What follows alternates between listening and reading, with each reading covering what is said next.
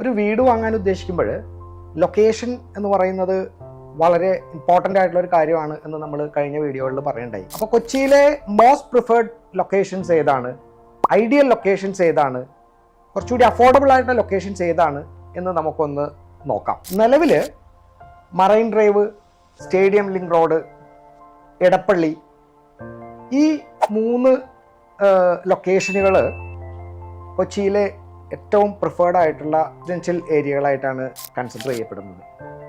അതിൽ തന്നെ marine ഡ്രൈവിലും stadium link റോഡിലുമാണ് ഏറ്റവും കൂടുതൽ നമുക്ക് അൾട്രാ പ്രീമിയം സെഗ്മെൻറ്റിലെ റെസിഡൻഷ്യൽ അപ്പാർട്ട്മെൻറ്റുകൾ വരുന്ന ഡെസ്റ്റിനേഷൻസ്. എടപ്പള്ളി നമ്മൾ നോക്കുമ്പോൾ ഈ ലുലു മോള് അതേപോലെയുള്ള മറ്റ് അട്രാക്ഷൻസ് ഒക്കെ എടപ്പള്ളിയെയും വളരെ പ്രധാനപ്പെട്ട ഒരു ലൊക്കേഷനാക്കി മാറ്റുന്നുണ്ട്.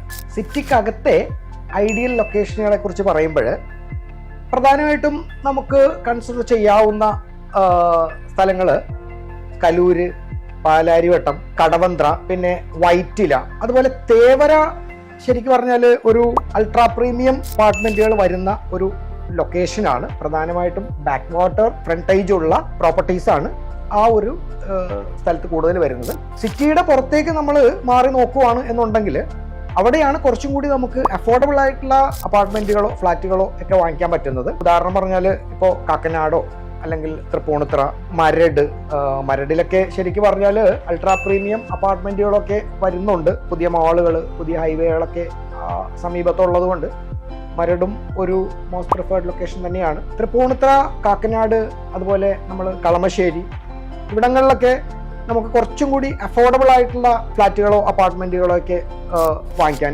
പറ്റുന്നതാണ്.